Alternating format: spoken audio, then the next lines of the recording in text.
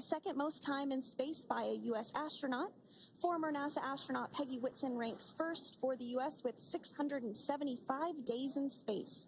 She conducted 2 spacewalks and has completed 9 over the course of her career for a total of 62 hours and 6 minutes of spacewalking time. She ranks 4th on the list of cumulative time spacewalking by a female astronaut, and she has flown on 4 different spacecraft types, including the Space Shuttle, Soyuz, Starliner, and now Dragon. Previously, she served on Expedition 14 and 15 in 2006 and 2007, and again with Expedition 32 and 33 in 2012. She's a retired U.S. Navy captain and is a proud graduate of the U.S. Naval Academy. NASA astronaut Butch Wilmore is also serving as a mission specialist today. This is his 3rd spaceflight and, just like Sunny, logged 286 days in space. He conducted 1 spacewalk and completed 5 over the course of his career, earning him a total spacewalking time of 21 hours, 2 minutes. He's flown on 4 different spacecraft types throughout his career: the Space Shuttle, Soyuz, Starliner, and now Dragon. Previously, the Mount Juliet, Tennessee native served on STS-129 in 2009 and Expedition 41 and 42 from 2014 to 2015. Wilmore is also retired, a retired captain in the U.S. Navy. And Alexander Gorbanov is a 3rd mission specialist serving on today's mission. Crew 9 was his very first spaceflight to the space station, earning him a total of 171 days in space over the course of his career. Gorbanov, along with Nick Hague, saw the arrival of 4 visiting vehicles and saw the departure of 4 as well. The duo orbited the Earth more than 2,700 times during their mission. Before his cosmonaut selection in 2018, Gorbanov worked as an engineer for a rocket space corporation and helped support cargo spacecraft launches from the Baikonur Cosmodrome in Kazakhstan. To prepare for upcoming events, Dragon is currently doing a couple of things autonomously. First, it's isolating the thermal control system fluid loops from the radiator. This system is what will help keep the internal temperature of Dragon very comfortable for Nick, Sunny, Butch, and Alexander during the re-entry phase. Dragon is also initiating separation of the claw mechanism, which will terminate data, power, and fluid connections between the spacecraft and the trunk in preparation for that trunk separation that I mentioned earlier. Now, as we saw before, we are hoping to get more views inside of the Dragon capsule. We will bring those, of course. We want to see more of our 4 crew members. But now a bit more of the Dragon Freedom capsule. It has flown on several missions for NASA. It first launched April 27th, 2022. To the International Space Station on NASA's SpaceX Crew 4 mission. It was subsequently used for 2 private spaceflight missions to the space station for Axiom Space, Axiom Mission 2 in May 2023, and Axiom Mission 3 in January of 2024. And of course, Crew 9 launched last year, is September 28th. So yeah, a little bit about the Dragon Freedom capsule. Here, a view that we have once again between the shoulders of Commander Nick Hague, who is on the left-hand side of your screen there, and Mission Specialist Alexander Gorbanov there on the right. That's right, Kate. And the next major milestone that we're looking ahead towards this afternoon is claw separation. We're targeting that claw separation at 2:05 p.m. Pacific time this afternoon, so less than 10 minutes from now. Continuing to get some views inside Dragon Freedom. To the far left there is NASA astronaut Butch Wilmore, and as you can see, the crew is suited up in their space suits. They are suited up in what we call dynamic phases of flight. So when they launch, when they dock, when they undock, when they return back for splashdown. We might hear some call-outs on the loops about putting their visors down. That will happen just prior to deorbit burn. And you'll hear us pause when some of those communications happen. That's because we want to make sure that we are relaying the best information to you all, and so that you hear it as well. So if you do hear us pause, that is what we're doing. You also see they have their on there, and I know the gloves are pretty unique on the Dragon spacesuits, right? They're custom created? Yes, the spacesuit overall is custom fit for each astronaut. These gloves enable usage of the touchscreen panels that they have in front of them. We can't see it from this view, but that view we saw earlier between Alexander Gorbanov and Nick Hague, that is a touchscreen. It allows the crew to monitor everything that Dragon is doing, along with those tablets that they have there on their legs. So yeah, the spacesuit itself is intended to act as a mini spaceship, if you will, as once the visors are closed, it is able to maintain a pressure in the unlikely event of a depressurization event for Dragon. So there we can see those screens I was talking about. So there in the center, we've got the location tracker, as well as on the left-hand side, it's mapping out the operations that Dragon is executing. The crew has to remain well informed of all these things that Dragon is doing autonomously. That basically means that Dragon is flying itself. The crew has the ability to gain control of the capsule if necessary, but the capsule is essentially going to bring itself home. But of course, in order to be familiar with Freedom, SpaceX, deorbit sequence start in 5 minutes.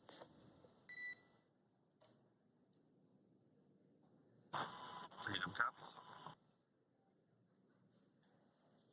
And so we did hear that call out for the deorbit sequence start to begin here in 5 minutes. That call from the ground came from the core, or Crew Operations Resource Engineer here in Hawthorne, Mission Control just behind us, and that went up to Commander Nick Hague. He's going to be doing the majority of the communications during the flight downhill today through Splashdown, and they'll be communicating with the core all along the way. Now, we did mention that they are flying on Crew Dragon Freedom. The naming of Spacecraft has gone all the way back to the very beginning of this human spaceflight program.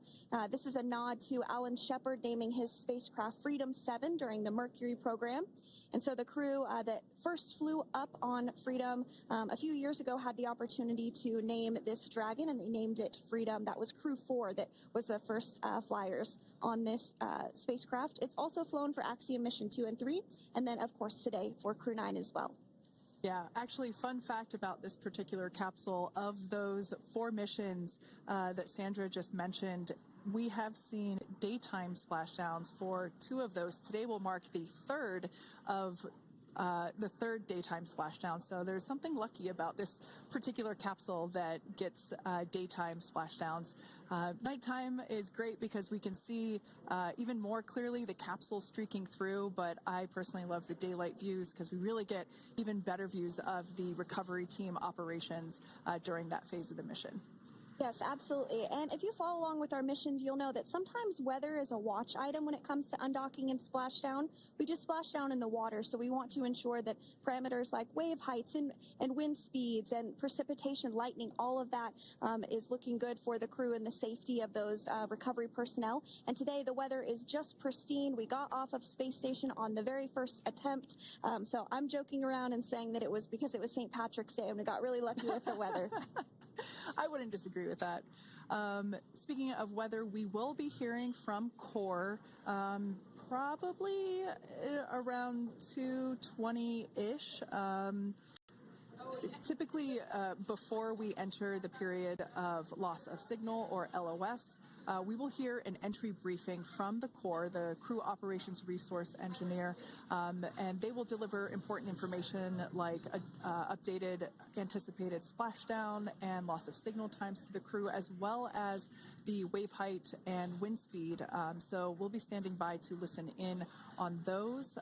Like I said, that will happen shortly after, typically after trunk separation. I can't quite remember if it's before or after deorbit burn. It must be before.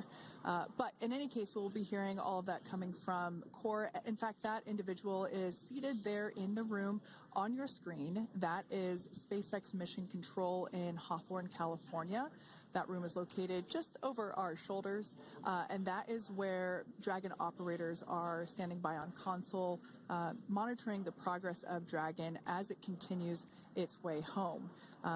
It's been, at the point of splashdown, it'll be about 17 hours since Dragon undocked from the International Space Station. The team there in Mission Control, there are multiple teams, in fact, and they cycle through shifts to ensure that everybody gets the required rest and sleep periods, just like the astronauts on board.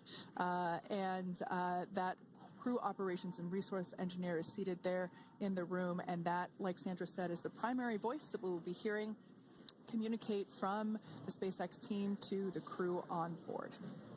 That's right. And so it looks like we're about 3 minutes or so from the claw separation portion of today's flight. The claw is a portion on the spacecraft that holds the trunk to Dragon.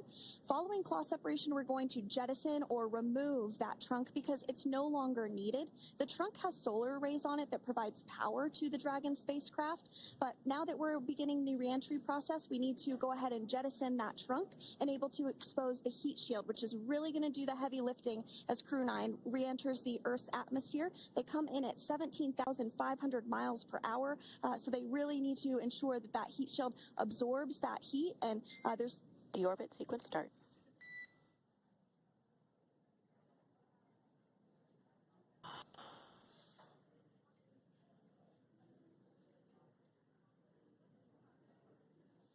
And so we did just get communications there that the deorbit sequence start has begun. So here in just a couple minutes from now, we expect to hear information or a call back about the claw separation having begun. And again, that kicks off that trunk separation portion that I was discussing to remove that, expose the heat shield, and then eventually we'll have the deorbit burn. And we'll continue to walk you through all of these milestones as we approach them ahead of our splashdown at 2:57 p.m. Pacific time this afternoon off the coast of Tallahassee, Florida. Yeah, we're very excited to bring the Crew 9 crew home.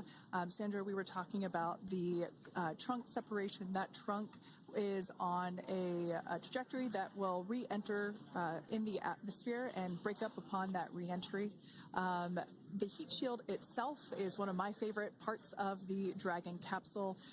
It is the workhorse of the re-entry phase. It will work to protect the Dragon capsule and the crew members on board during the re-entry phase as the temperatures outside of the capsule build up to, I believe, about 3,000 degrees Fahrenheit in excess of. And meanwhile, the interior of Dragon stays a very comfortable temperature. That heat shield does a lot of the work, and we'll see that plasma build up on the exterior of the capsule. As a result of the plasma that builds up, we will lose communications with the crew. This is known as loss of signal, or LOS. This is roughly a 10-minute period on average, even less than. I believe today it is probably about 6 or 7 minutes long. It kind of depends on the mission, and it happens for every Dragon capsule that re-enters the atmosphere. Due to that plasma buildup, we're not able to communicate or command the capsule, so we stand by while we wait to regain communication after we pass through that period of loss of signal and get what's known as AOS, or acquisition of signal. Continuing to stand by for claw separation, and then we'll look towards trunk separation. It'll be just about a minute or so after that. That happens pretty rapidly in succession. Some of our milestones will take a little bit longer throughout the day. For example, we will have a deorbit burn after that will take about 7.5 minutes and helps get Dragon set up in the right trajectory to splash down in the Gulf off the coast of Florida. So continuing to stand by for claw separation.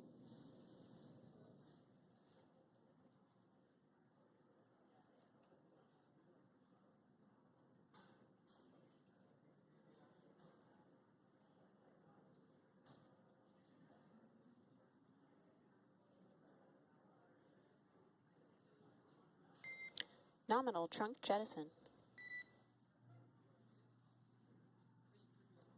All right. Great news there. That trunk has been jettisoned from the Dragon capsule. So the claw was separated. That's the mechanism that connects the telemetry and power between the Dragon capsule and the trunk.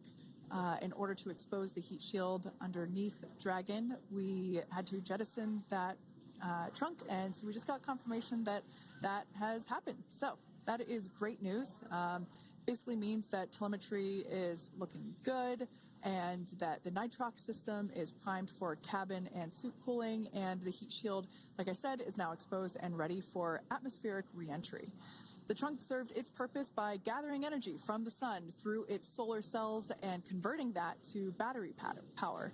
Since we separated the trunk, we can't generate any more new power, but we really don't need to since we're coming home and Dragon has enough battery power already stored.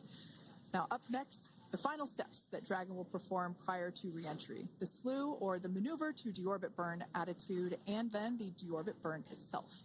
This deorbit burn is the last time that the forward Dracos, which are the 4 thrusters located on top of the spacecraft under the nose cone, it's the last time that they will ignite. The deorbit burn will place Dragon on a precise trajectory to return to the splashdown zone off the coast of Florida, off the coast of Tallahassee, Florida, and that will last about 7.5 minutes once it starts. And so deorbit burn is targeted for 2:11 p.m. Central Time, so about 2 minutes from now. As we mentioned, it's going to last about 7.5 minutes, again, helping to get Dragon into the precise trajectory to ensure that splashdown occurs in the area that was calculated and where the recovery team is already in place, ready to support splashdown operations today. The recovery vessel Megan is the ship that is going to be utilized today, and we also have what is called fast boats that go out first to check the spacecraft and make sure everything is looking good before the recovery vessel Megan approaches. So that whole recovery process takes about an hour, I would say, from the time the crew splashes down to the time they're on the boat and the crew gets out of the capsule. And we'll continue to bring you live coverage through every step of the way today as Crew 9 returns home. Indeed. Now, let's take a little bit of a closer look at Dragon. One of the great things about being close to the space station is that we can use space station cameras to look at Dragon, but now that Dragon is on its way home, we don't have those external cameras. So here's an animation of what the capsule looks like. We've got the pressurized section, the capsule on the top, and the trunk, or the unpressurized section, on the bottom. That's where those solar panels that we manufacture in-house are located, soaking up the energy from the sun and turning it into power for the capsule. At the very top of the capsule is the nose cone. That is where the Dracos, the forward Dracos, are located. That nose cone is currently open, not closed like we saw in that animation. Once we get through the final maneuverings for the re-entry phase, we will close the nose cone capsule just before Dragon begins its atmospheric entry to protect that forward hatch there located along with those forward Dracos. So go ahead. Oh, that's right. I was going to mention that the nose cone does open shortly after launch, and it remains open the entire time that Dragon is docked to the International Space Station. So as an example for this particular spacecraft, Freedom, since September when it docked to the International Space Station, remains open that entire time, and here shortly it will close for the very first time since September. So quick recap of what Dragon has done in recent history here. We basically began preparations for re-entry known as the deorbit sequence. So Dragon released the trunk. As we said before, we separated the claw, we released the trunk. It next will slew to the deorbit burn attitude. Slew basically meaning maneuver, so it will position itself correctly to execute that deorbit burn. We want the heat shield side to be facing forward, or first, if you will. We want that to be the leading edge of the Dragon capsule, as that heat shield is meant to basically be an ablative material for the heat that it will incur. Once we complete that deorbit burn attitude slew, we will initiate the deorbit burn itself. That will last for several minutes, expecting that to be to start here any moment now, actually, and then it will go until about 2:18 p.m. Pacific time, or 5:18 p.m. Eastern time. And I did hear confirmation that deorbit burn is underway. As we mentioned, it's about a 7.5 minute burn. So within the last 10 minutes, Dragon has jettisoned its trunk and initiated the deorbit burn just seconds ago. As mentioned earlier, for those operations, NASA and SpaceX closely coordinate with the United States Coast Guard to establish a safety zone to ensure public safety and for the safety of those involved in the recovery operations, as well as the crew on board the returning spacecraft. Multiple notices are issued to the mariners in advance of and during recovery operations, and Coast Guard patrol boats are deployed to discourage boaters from entering the splashdown zones.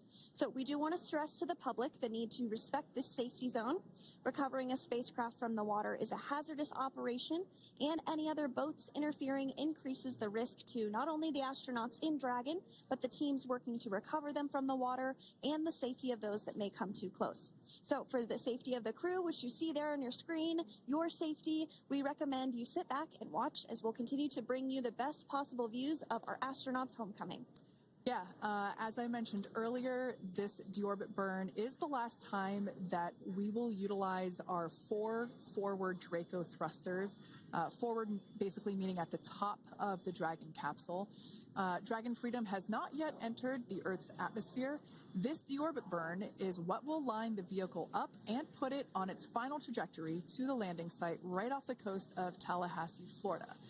So basically, it is the last burn that the Dragon spacecraft executes and is what really locks it in for that precise landing. As you can see on your screen right now, Nick, Sunny, Butch, and Alexander are using their screens to keep tabs on the burn duration, the Draco firings, and trajectory details such as entry angle, spacecraft perigee, and how much distance remains until deorbit burn termination. As I mentioned earlier, Dragon is flying itself. So all the crew has to do is stay strapped into their seats and keep tabs on things. Although I must say, if I had one of those window seats, it would be pretty difficult to restrain myself. Now, with Nick, Sunny, Butch, and Alexander ready to deorbit and splash down back on Earth, they will be heading to one of 8 targeted sites supported by SpaceX and NASA. All of these sites are located off the coast of Florida, either in the Gulf of America or the Atlantic Ocean. Spreading the supported sites across multiple locations helps maximize the return opportunities for this mission and future crews, lowering the chance that we'll have to wave off due to bad weather. For those of you following along, you'll know that today's splashdown marks our final Dragon recovery on the East Coast. After 6 great years of successful recovery operations off the East Coast, we'll be moving all Dragon recovery operations back to the West Coast. And as always, NASA and SpaceX jointly select our splashdown location. And for today, the prime recovery site is off the coast of Tallahassee, Florida. The selection process works with a lot of different variables, including the space station's orbital trajectory or path that it follows, what landing sites are available and have favorable weather, how much free flight capability Dragon has for the trip home, and the sleep schedules for the returning crew members, as well as, of course, the big one, the weather. We'll start with calculating daily return options based off of the space station's current orbit and Dragon's capabilities to maneuver and line up for re-entry. The time from undock to landing at the primary site can vary from less than 6 hours to more than 39. Getting home the quickest comes with some obvious benefits, but we always have to make sure the crew is properly rested for dynamic operations, preventing us from scheduling 20-plus hour days for them, of course. Trajectory and ballistic experts provide the daily opportunities that would line up Dragon with the 7 landing zones and split them into what we call ascending and descending opportunities. Dragon uses its Draco thrusters after leaving station to execute a series of altitude-lowering maneuvers and to line up with the selected primary site. It can also change to different alternative sites while in a free flight if sudden weather moves in that we may need to avoid. So, as we mentioned, weather is something we're constantly looking at, making the final call to proceed about 2.5 hours before the crew undocks. So, for the Crew 9 return, we looked at a number of weather items. Some of the obvious ones are no rain or a chance of lightning in the recovery zone, both for the safety of the crew inside Dragon and the recovery teams in the water. And we're also looking for wind speeds to be less than 15 feet per second or about 10 miles per hour. and relatively calm seas so that we can safely execute recovery operations, which includes landing a helicopter on the recovery ship to fly Nick, Sunny, Butch, and Alexander back to Florida. Once Dragon began flying today, we had a number of additional checkpoints to either proceed towards the primary site, head to the alternate, or select a new zone based on real-time weather data. These checks happened all the way up until we were in the final hours before the deorbit burn, which has just about a minute or so left in it. And this is the last burn in the trip home that commits Dragon to re-entering the Earth's atmosphere. Now, we are currently waiting to conclude the deorbit burn. We've got less than a minute until that finishes. We will expect to hear a call out for nominal burn, which will confirm completion of that deorbit burn for Dragon Freedom. We can see images there from the touchscreen display panels that the crew utilizes in flight. We can see the visualization of exactly which one of the four forward Draco thrusters are firing. That's why you have kind of like a strobe effect there.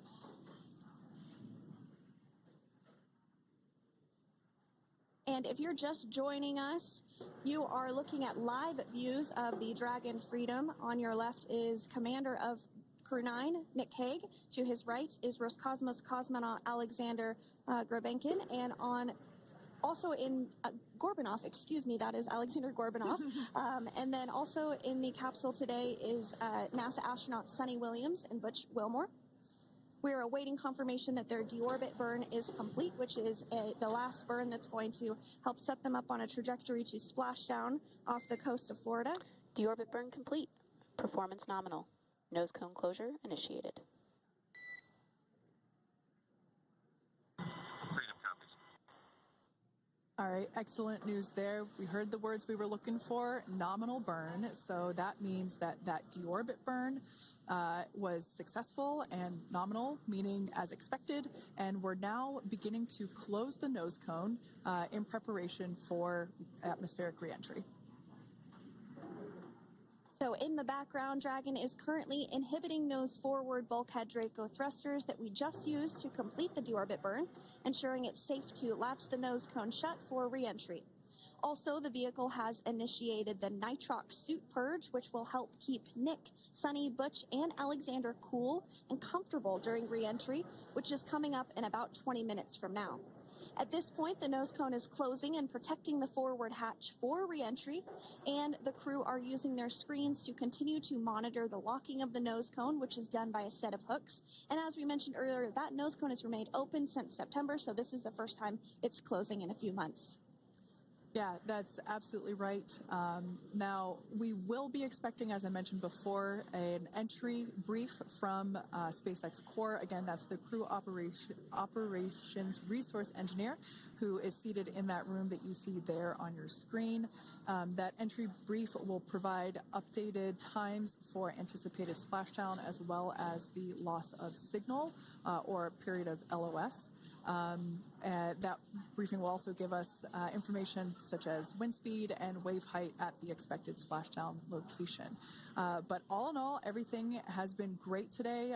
All events have been executed on time as expected, and we are looking forward to a splashdown of the Crew 9 crew at about 5:57 p.m. Eastern Time or 2:57 p.m. Pacific Time. Between now and then, things are going to start moving quite quickly. In fact, if anything, this will have seemed like the slower part of the reentry phase. We're going to go through, like I said, that period of loss of signal or LOS. That period is a few minutes long where we are unable to communicate or command the capsule due to the plasma that builds up on the exterior of the capsule. That period, like I said, lasts for a couple minutes. You will start to hear SpaceX Core hail the Crew 9 crew a little bit earlier than expected because we, in the past, have actually regained communications a couple minutes earlier than initially anticipated. So we'll go through that period of loss of signal, that entry period, that specifically when the Dragon spacecraft is re-entering through the atmosphere. Approximately at about 18,000 feet when the capsule is traveling at 350 miles per hour. We will see our first views of parachutes for the day. It's one of my favorite moments of return sequences is when we get to see the drogue parachutes. We'll see the drogues come out. Those drogues will help slow the vehicle down to about 119 miles per hour. And then that is when the main parachutes will come out from the Dragon spacecraft and then ultimately end in Splashdown. And we are hearing confirmation that the nose cone is closed and everything was nominal or as expected with that closure. So as we begin the second half of entry, Dragon is now beginning to inject cooled nitrox into the air being delivered to the spacesuits worn by Nick, Sunny, Butch, and Alexander. Again, this is what will allow the crew to remain comfortable while external temperatures reach 3,500 degrees Fahrenheit as they re-enter the Earth's atmosphere. So the heat shield is pointing forward, leading Dragon to the landing site. Yeah. Now, speaking of the heat shield, Dragon's primary heat shield is comprised of PICA 3.0, which stands for Phenolic Impregnated Carbon Ablator. The first-gen PICA was initially developed by NASA for studying and sampling comets within our solar system. SpaceX partnered with NASA to develop PICA-X, which was the second-generation product used on all Dragon 1 cargo resupply service missions that resupplied the International Space Station on 20 missions. PICA 3.0 was developed specifically for use on Dragon 2 crew and cargo with enhanced structural and thermal capabilities that allowed the heat shield to be even more effective in the way that it utilized the ability to make that heat ablate as it goes through the Earth's atmosphere.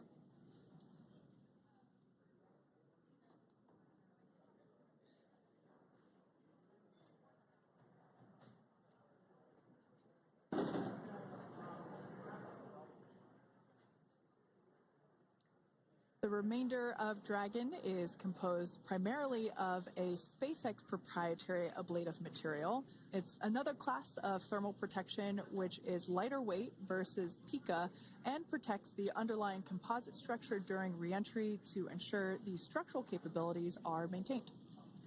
While Dragon will experience temperatures well over 3,000 degrees during peak reentry conditions, the characteristics of the thermal protection system coupled with the environmental control and life support system in the pressurized interior will ensure that Nick, Sunny, Butch, and Alexander stay cool and comfortable during all phases of reentry through Splashdown.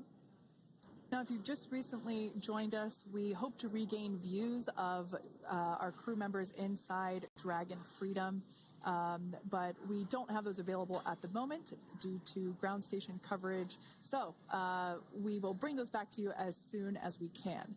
Now, after Dragon Freedom has re-entered the Earth's atmosphere, a series of parachutes will deploy to slow the crew's descent. First will be the 2 drogue parachutes, followed by the 4 main parachutes, and those will guide Dragon to its first contact with Earth since it launched back in September. Dragon will automatically deploy these parachutes when different pressure and positioning sensors on the spacecraft detect that they're at the right speed and altitude. Vehicle velocity at drogue deploy is approximately 350 miles per hour, and they deploy at about 18,000 feet. Now, when the vehicle velocity at main deploy is approximately 119 miles per hour, and they deploy at about 6,500 feet. When Dragon splashes down in the water, the vehicle velocity will be about 16 miles per hour, so you can really see how those parachutes help to slow down the crew inside the capsule. The highest G-load the crew is expected to experience today is about 3 to 5 Gs. Yeah, when you think about really fun roller coasters, they're about in that range. So I'm sure that our crew on board will be well equipped to experience those Gs. It's nothing for them. They go through much more intense training. And so we are continuing to make our way through a number of milestones today. We did have trunk separation. Freedom, SpaceX. Nose cone is secure for entry. Freedom copies.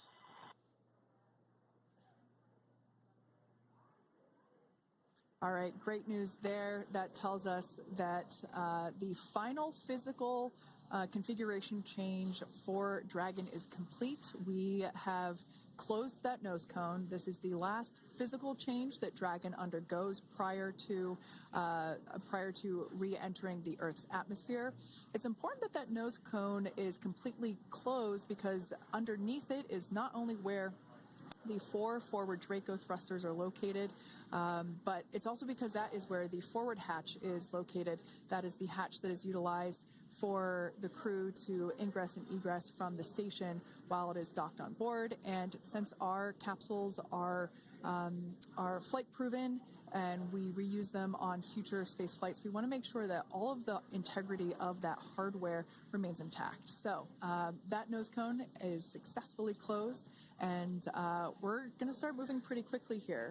As I mentioned before, we'll go through loss of signal. We'll get that signal back several minutes later, and then we'll see the parachute action. Yep, and then that's all ahead of Splashdown off the coast of Florida. We're targeting Tallahassee as our splashdown zone today at 2:57 p.m. Pacific time this afternoon. Now, you did mention the call to the crew. They'll do some additional calculations following that burn and potentially let us know if that splashdown time has changed at all. But right now, we are continuing to target 2:57 p.m.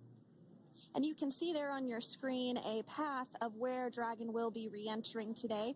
So if you are in the southern tip of Mexico, you might have the opportunity to see Dragon. Because it's a daytime splashdown, you probably won't have too great of views, but potentially you'll have the opportunity to get a glimpse of it there.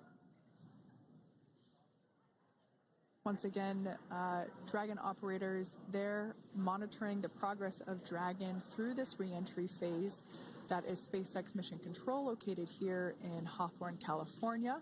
That is also where the crew operations and resource engineer is seated. That person is the voice that we have heard multiple times and will continue to hear as the primary point of contact to the crew on board Dragon Freedom. We will also hear the voice of Commander Nick Hague.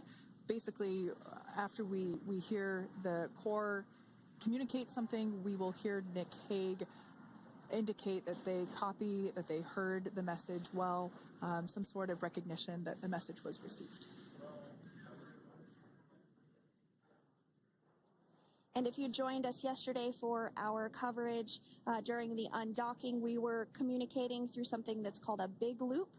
We do that when we are in integrated operations with the International Freedom, SpaceX, for entry sequence. Report when ready to copy. Ready to copy.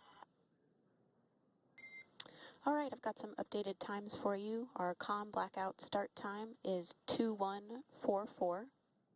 Our comm blackout end time is 2151, and our splashdown time is the same per your displays, 2157.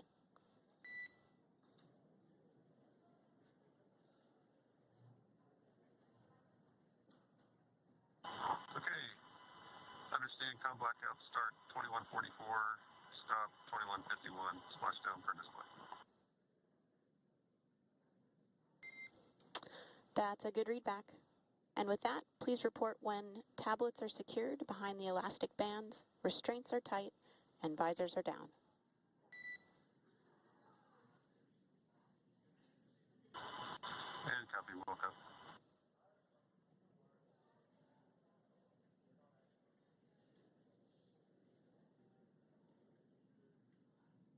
And with that communication from the Corps or Crew Operations Resource Engineer here in Hawthorne to Commander Nick Hague of Crew Dragon Freedom, we did hear that the loss of signal period is still at 2:44 p.m. Pacific, but we had a 1-minute adjustment to the acquisition of signal. That's going to now be at 2:51 p.m. Pacific time. However, our splashdown time remains the same at 2:57 p.m. Pacific time this afternoon off the coast of Tallahassee, Florida.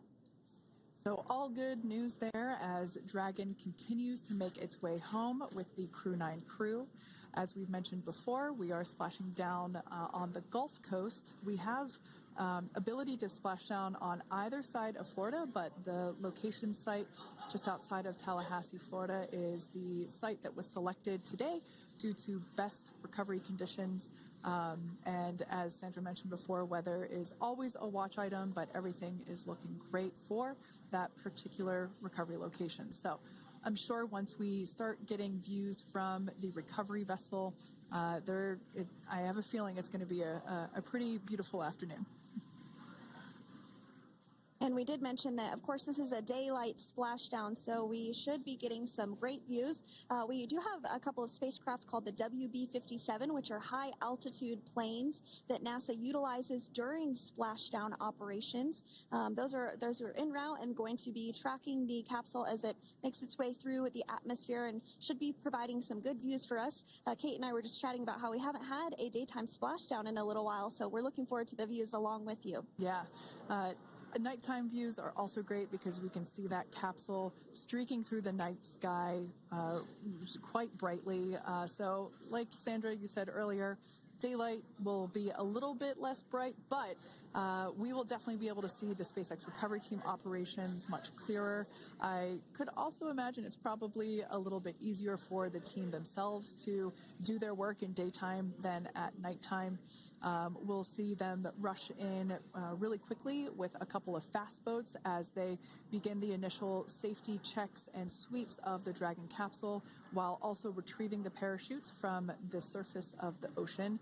The recovery vessel, the main recovery vessel, will continue to make its way closer to the Dragon capsule. It is stationed a couple miles away from the actual recovery location, the splashdown location, for obvious safety purposes. So it takes a little while for that vessel to make its way over, but once it's closer, we'll have even better views of those recovery operations. And you may be wondering why sometimes we splash down in the daytime versus the nighttime.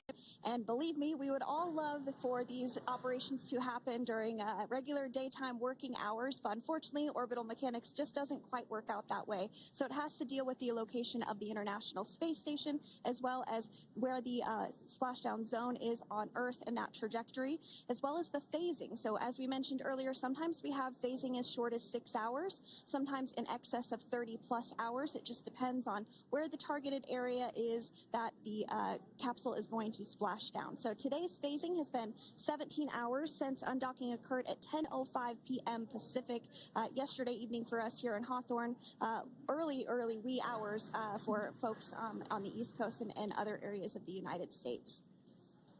Yeah, but regardless of whether it's daytime or nighttime, the SpaceX recovery team has trained and practiced and rehearsed for it all. So regardless of daylight, they are really efficient with those operations. And but like you said, Sandra, it has been a minute since we have seen a daytime splashdown on a NASA SpaceX crew mission. The last daytime recovery was on Crew 4, which was the debut flight for the capsule flying today, the spacecraft known as Dragon Freedom. And so, yeah, kind of a fun fact there in terms of the timing of that daylight splashdowns. Once again, standing by for more communication with the crew. The next event that we have coming up is the start of that period known as loss of signal. That is the period still expected at 2:44 p.m. Pacific time. This lasts for several minutes while the capsule is making its way through the Earth's atmosphere. The heat shield located at the bottom of the capsule really doing all the work at that point in time in terms of using the atmosphere to slow the capsule down from its orbital speeds of 17,500 miles per hour. Our tablets are secure, restraints are tight, and visors down. We are configured for entry. Freedom, I copied. Tablets are secured, restraints are tight, and visors down.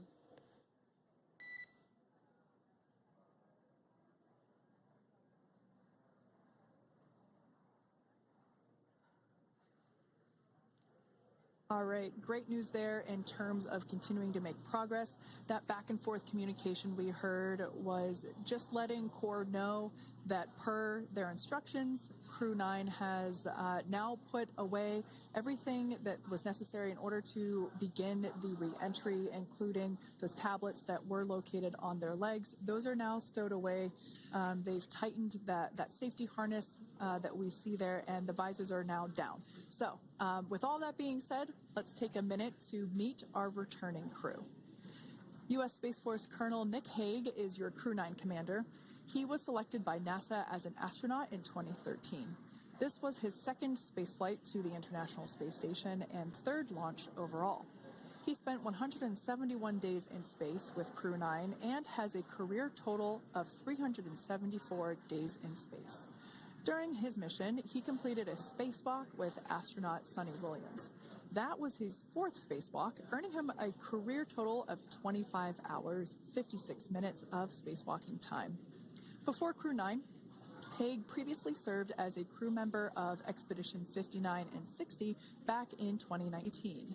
He flew with Alexei Ovchinin and NASA's Christina Cook. So this is his second time sharing the space station with Ovchinin. The Kansas native is a test pilot and distinguished graduate of the United States Air Force Academy. Nick spent 5 months in Iraq in support of Operation Iraqi Freedom. He voluntarily transferred from the United States Air Force to U.S. Space Force in 2021 and is an active colonel. His wife, Katie, is a retired U.S. Air Force colonel, and they have 2 sons. NASA astronaut Suni Williams is a mission specialist for Crew 9. This was her third visit to the International Space Station. She originally launched aboard Boeing Starliner spacecraft and arrived at the space station on June 6th. Following the agency's decision to return Starliner uncrewed, she became an Expedition 71 and 72 crew member, where she logged 286 days in space on this mission. But Suni has a total of 608 days in space, the second most time in space by a U.S. astronaut. 5 minutes until predicted comm blackout. We'll see you on the other side at 21:51.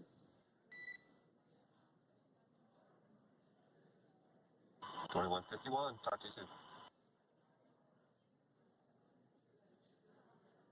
And with that call out from the Crew Operations Resource Engineer to Commander Nick Hague, letting them know that everything is looking good ahead of the loss of signal period. We will see the crew on the other side of the loss of signal period at 2:51 p.m. Pacific time this afternoon. Continuing on about Suni Williams, who has a total of 608 days in space, the second most time in space by a U.S. astronaut. Former NASA astronaut Peggy Whitson actually ranks first for the U.S. with 675 days in space. Suni conducted 2 spacewalks and has completed 9 over the course of her career for a total of 62 hours, 6 minutes of spacewalking time. She ranks 4th on the list of cumulative time spacewalking by a female astronaut, and she has flown on 4 different spacecraft types, including the Space Shuttle, Soyuz, Starliner, and now Dragon. Previously, she served on Expedition 14 and 15 in 2006 and 2007, and again with Expedition 32 and 33 in 2012. She's a retired U.S. Navy captain and is a proud graduate of the U.S. Naval Academy and was the first astronaut to run a marathon in space. Pretty awesome stuff. Now, NASA astronaut Butch Wilmore is also serving as a mission specialist today. This is his third spaceflight and, just like Suni, logged 286 days in space. He conducted 1 spacewalk and completed 5 over the course of his career, earning him a total spacewalking time of 21 hours and 2 minutes. He's flown on 4 different spacecraft types throughout his career: the Space Shuttle, Soyuz, Starliner, and now Dragon. Previously, the Mount Juliet, Tennessee native served on STS-129 in 2009 and Expedition 41 and 42 from 2014 to 2015. Wilmore is also a retired captain in the U.S. Navy. Next up is Alexander Gorbunov, who is the third mission specialist serving on today's mission. Crew 9 was his first space flight to the space station, earning him a total of 171 days in space over the course of his career. Gorbanoff, along with Nick Hague, saw the arrival of 4 visiting vehicles and saw the departure of 4 as well. The duo orbited the Earth more than 2,700 times since September. Before his cosmonaut selection in 2018, Gorbanoff worked as an engineer for a rocket space corporation and helped support cargo spacecraft launches from the Baikonur Cosmodrome in Kazakhstan.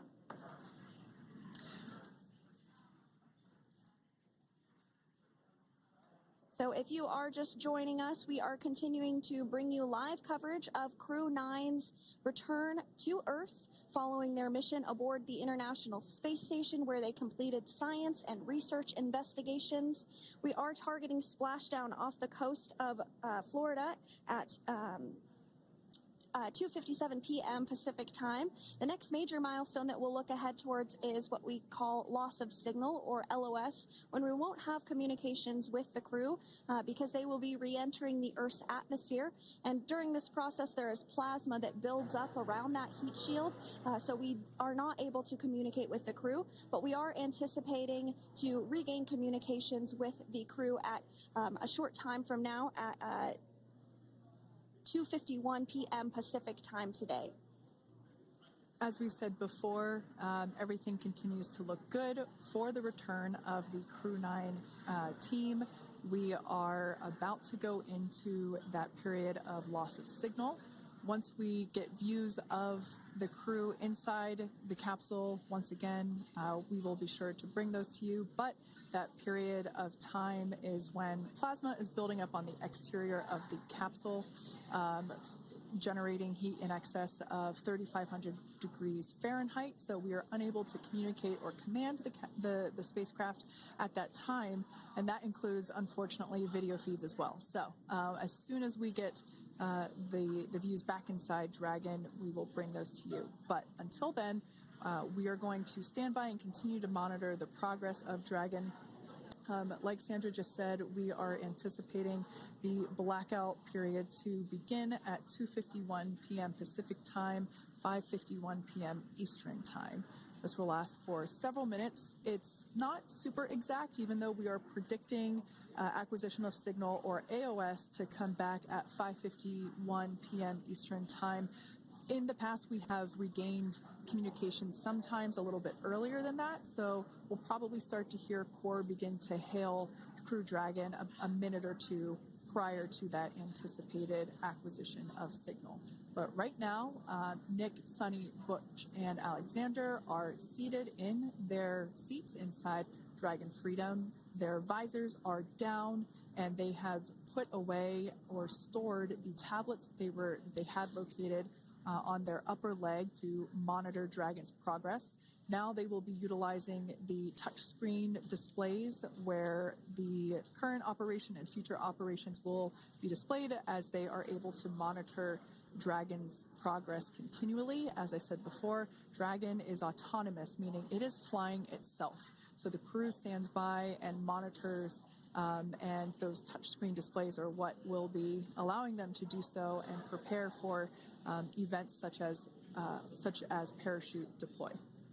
And while on board the International Space Station, Nick, Sunny, Butch, and Alexander contributed to over 900 hours of science and research investigations, which is really the key purpose of the International Space Station. Now, the International Space Station is celebrating a major milestone this year, where they will be celebrating 25 years of continuous human presence in November. So if you're younger than 25 years, you've never known a day where there hasn't been a human living and working aboard the International Space Station, contributing to key science and research investigations that impact our lives here on Earth. There's research being done on Parkinson's, on osteoporosis, on cancer research, and a variety of other studies. Additionally, the microgravity laboratory provides a jumping off point for us as we venture back to the moon and onto Mars through longer duration space flights. One such example that the crew worked on during this mission was an alternative exercise device.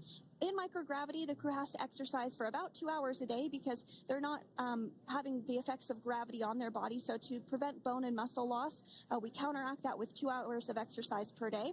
On board the International Space Station, they have 3 ways in which they can exercise. They have a bike, they have a treadmill, and they have a similar to a weightlifting machine that counteracts the microgravity environment. But a particular experiment that this crew tested out was a combination of all 3 of those in one smaller device. And this is really critical as we continue on to the moon, Mars, and beyond, because space is really important in spacecraft. So if we have something smaller that the crew might be able to utilize, that can potentially help us venture out even further into the solar system. So science is really the name of the game when it comes to the International Space Station. Some of the other science highlights that took place during this increment that are particularly interesting to me was we had the first wooden satellite that was deployed. This is a study to see if other materials might be more resourceful or renewable in space. So I'm really excited to see the results of that one as well. Additionally, we had a couple of spacewalks that took place to not only provide maintenance to the International Space Station, but also where we swabbed the outside of the space station near vents to see if any microbes that we all have microbes on us, to see if any of those could survive in the harsh environment of space, which again is very important for us to know and understand as we continue to the moon, Mars, and beyond. Very exciting stuff. Now, at this point, we have now entered the communications blackout period for the Dragon spacecraft. This lasts approximately 7 minutes due to plasma formation around the spacecraft itself. During this time, no vehicle telemetry is received by mission control or the recovery team, and no external commanding of the vehicle or voice communication is possible. But as a reminder, Dragon is designed to fly itself. During re-entry, the vehicle will be slowing down from orbital velocity, which is approximately 17,500 miles per hour. The top temperature that Dragon will experience upon re-entry is 3,500 degrees Fahrenheit. This blackout period, as I said before, we expect it to last about 7 minutes today, concluding at 5:51 p.m. Eastern Time or 2:51 p.m. Pacific Time. We right there have our first view of Dragon Freedom coming home to Earth. And that view is from the WB-57, which is one of NASA's high-altitude planes that is tracking. Now, because of the way that this camera is configured, it does look like it is dark, but it is indeed daytime, and you're beginning to see that plasma trail as Dragon re-enters the Earth's atmosphere. All of that is expected. We are anticipating an acquisition of signal around 2:51 p.m. Pacific Time, so just minutes from now, and you may hear the core begin to hail out or call Dragon for communications and see if we can potentially get communications with them a little bit earlier. Following this, we'll have 2 events in rapid succession. We'll have the drogue parachutes deploy at 2:53 p.m. Pacific, followed by the mains just 1 minute later at 2:54 p.m. Pacific Time, ahead of a splashdown at 2:57 p.m. Pacific Time off the coast of Tallahassee, Florida.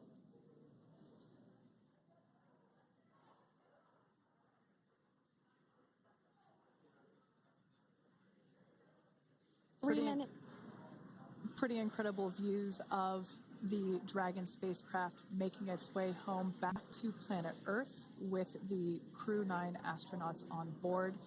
Once again, this view is coming from the WB-57 plane. That heat shield we can see doing magnificent work as it works to Freedom, SpaceX, Comcheck.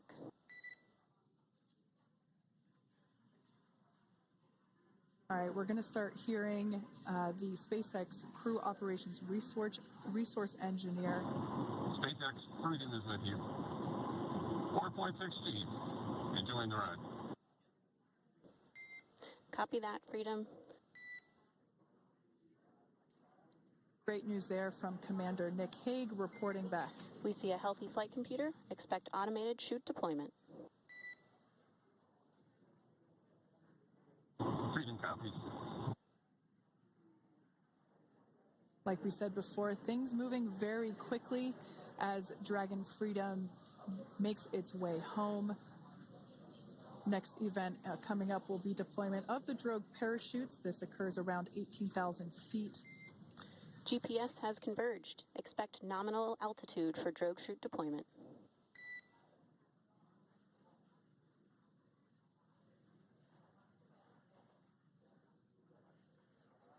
We're about 2 minutes away from deployment of those drogue parachutes. Now the heat shield is continuing to work to slow the vehicle down. That entry period, the Dragon spacecraft went from orbital velocity about 17,500 miles per hour down to about 350 miles per hour. So it really gives you a sense of why that plasma builds up on the exterior of the capsule, thanks to the heat shield and the work that it does. Those drogue parachutes will slow it down from 350 to about 119 miles per hour. We can see 15 kilometers. Brace for drogue window. We can see seat rotation happening inside the capsule. Great to get those first views of our crew members. Once again, the capsules are going about 350 miles per hour when the drogues are deployed. Those drogue parachutes that we manufacture here in-house are going to slow the spacecraft down to 119 miles per hour. And that is when we will see the main parachutes deploy, and that occurs about 6,000 feet above the ocean's surface. And we are expecting drogue deployment at 2:53 p.m. Pacific, so we should see it any second now. And there you are getting a great view of Crew 9 inside Dragon Freedom as it returns back to Earth. We are awaiting the drogue deploys. This view coming from the WB-57 high altitude plane. And there you see it on your screen, drogue deployment. Drogue descent rate nominal. You can hear the crowd here. Visual on 2 healthy drogues. The crowd here very excited as Dragon Freedom continues to make its way back to planet Earth.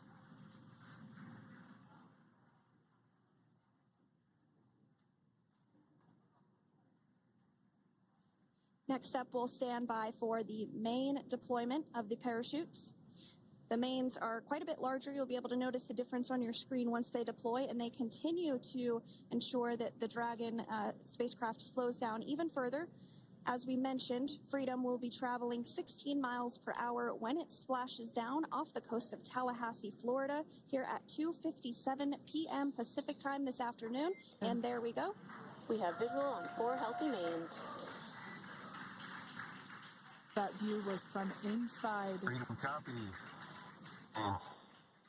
That view was from inside one of the buckets where the parachutes are located. So we see a great view there of the reefing on those parachutes. And as those main parachutes begin to inflate fully, 4 beautiful, healthy mains.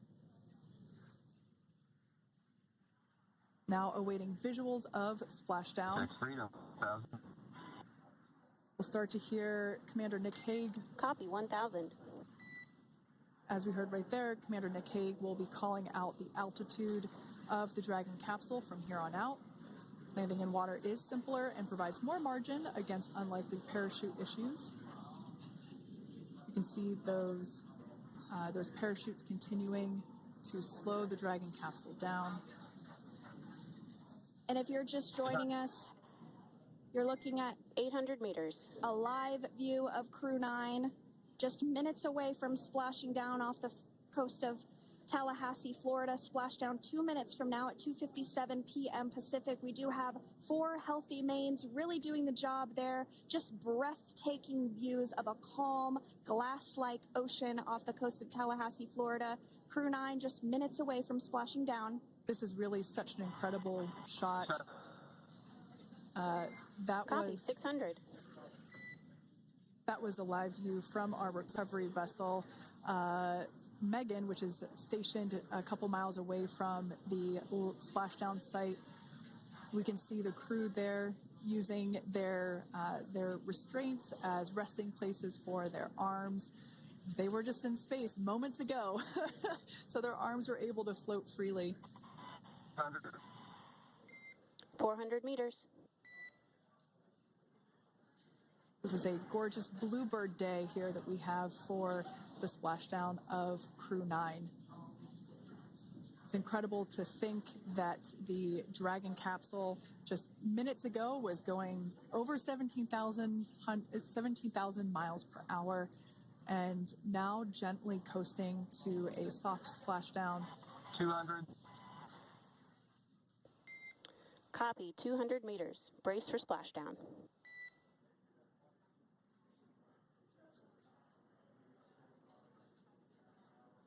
As you can see there on your screen, continuing to monitor progress of the Dragon spacecraft. And we're going to stand by for splashdown located in the Gulf of America off the coast of Tallahassee, Florida.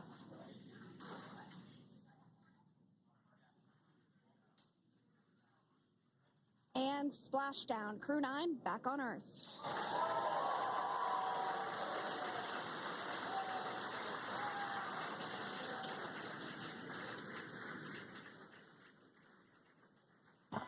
And SpaceX Freedom, splashdown.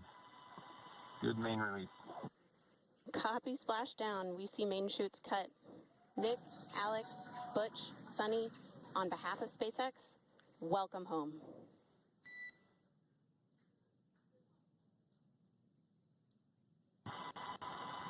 It is an amazing, what a ride. I see a capsule full of grins ear to ear.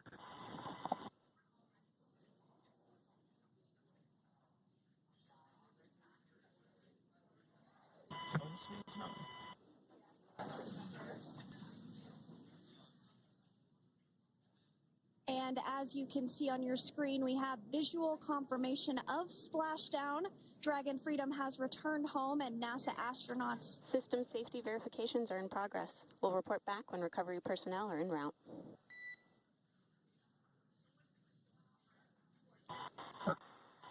Understand, and we're in section 2, 4.800 landing response. And looking for your word on this is necessary.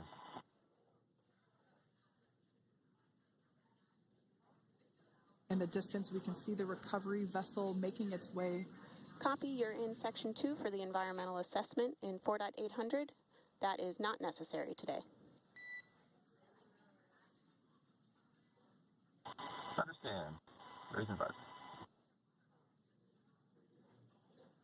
So we will continue to have communications between the Corps and Nick Hague, the commander of Crew Dragon Freedom, which just splashed down 2 minutes ago off the coast of Tallahassee, Florida. Dragon Freedom has returned home with NASA astronauts Nick Hague, Sunny Williams, Butch Wilmore, and Roscosmos cosmonaut Alexander Gorbunoff. They're back on Earth after approximately 17 hours of a return journey from space. The SpaceX recovery ship and team have been waiting for Dragon's splashdown, and they will now make their way to the splashdown location. The teams have been ready and waiting about 3 nautical miles away, so it's going to take them about 30 minutes or so to make their way and to SpaceX Freedom. Pretty sure we're in stable 1. Copy, stable 1. We see the same. It's going to take about 30 minutes for the recovery team to make their way over to Nick, Sunny, Butch, and Alexander, who are still seated and secured inside that Dragon spacecraft there on your screen. Incredible views there of that thermal protection system, or TPS. That Dragon capsule was pristine, white color before it departed the station, and we can see how the reentry phase, the thermal protection system did its job. Now, if you're wondering what that hole, that like bucket area is, that is underneath the side hatch. That is where the main parachutes were stored. So when we saw the Dragon capsule docked at station, it looked very different. The panel that protects and covers the main parachutes, that was still intact, as well as the panels that enclose where the drogue parachutes are located. We can see those fast boats. SpaceX is go for recovery personnel to approach. Expect personnel alongside in the next few minutes. Freedom copies. We can see those fast boats. We weren't kidding when we said they were fast. While it does take about 30 minutes for the main recovery vessel to make its way over to the capsule, these fast boats will be doing a couple of things simultaneously. A couple of them are going to be working to retrieve the parachutes that you see in the background there of this drone shot. Those parachutes will be retrieved from the ocean surface. We want to make sure we are able to pull those out. The recovery vessel there closest to the spacecraft is going to be performing some safety checks. We can see there they're using an instrument that is basically working to detect if there are any hypergolic vapors or fumes that are still residing in and or around the Draco thruster nozzles or outlets. The hypergolic fuel, which is necessary for on-orbit burns to maneuver the spacecraft. Unfortunately, those hypergolics are unable to be breathed. They are toxic, and so this team here is doing those initial safety checks to make sure that it is safe for the rest of the recovery team to approach the spacecraft. They're also checking to make sure that any residuals from the pyros are safe and are not going to cause any issues. We can see the team working their way around the spacecraft to do these basically these sniff tests on all of those Draco thrusters. And as we continue to await the recovery of our Dragon spacecraft with NASA astronauts Nick Hague, Sunny Williams, Butch Wilmore, and Roscosmos cosmonaut Alexander Gorbanov inside, Dragon has autonomously completed several steps to safe itself following splashdown. We are continuing to see Dragon in what is known as stable 1 configuration. That's kind of the ideal configuration following splashdown. It's upright, and the Dragon capsule is in the right configuration for it to be hoisted into the recovery vessel Megan, which you do see a little ways off in your screen approaching. Dragon will continue to remain live on air with you through that recovery process, all the way through the point where the crew is extracted from the Dragon spacecraft. Now, if you are just joining us, the mission has gone smoothly so far. Dragon successfully splashed down off the coast of Tallahassee, Florida at 2:57 p.m. Pacific, 5:57 p.m. Eastern Time this afternoon.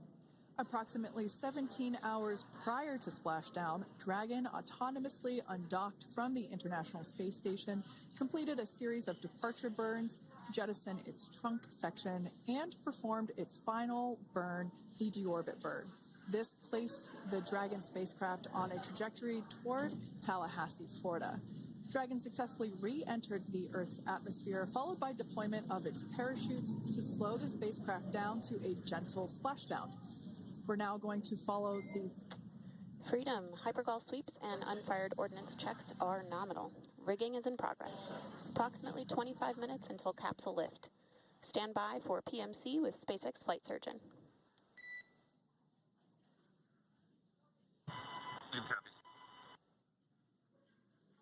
And so what we did just hear there was communications that those hypergol checks were complete. They didn't find any of that upon those checks, so we'll continue to move through the timeline.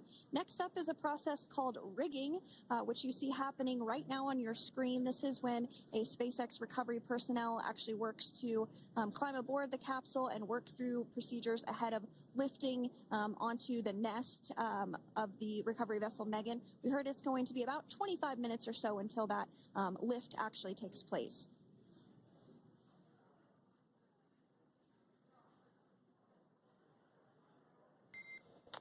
Okay, Freedom, the next call will be from the SpaceX flight surgeon on Dragon Ground Private. Understand. Thank you. callouts there indicating that the crew will have the opportunity to do a quick check-in with the SpaceX flight surgeon. This is standard procedure for every Dragon spacecraft when it returns to Earth. It's just an initial check-in, make sure everybody is doing okay. They will also have another check-in with the flight surgeon once they are on board that recovery vessel that you see there in the background. We can now see that SpaceX recovery team member they're on top of the Dragon spacecraft. They are going to be working to install plugs in the Draco thrusters to ensure that none of those, to ensure that no more hypergolic fumes or vapors come out from the spacecraft. They'll also place harnessing around the spacecraft that are required in order to lift it out of the water. Go ahead, Sandra. Continuing to get some views of the recovery personnel, both the main recovery vessel, Megan, as well as some of those fast boats that we've discussed previously. It looks like just a beautiful day there out off the coast of Tallahassee, Florida. Weather was pristine. We were able to get undocked from the International Space Station as expected at 10:05 p.m. Pacific time yesterday evening, and Crew Dragon has since completed steps ahead of its splashdown at 2:57 p.m. Pacific, and we're now stepping through procedures to get Dragon hoisted up onto the Megan recovery vessel and get the crew extracted out of the spacecraft.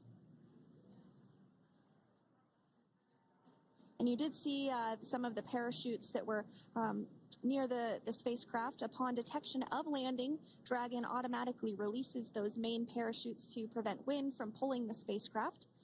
Dragon then automatically safes any pyrotechnics that may still be present on the vehicle and may automatically perform additional minor system reconfigurations.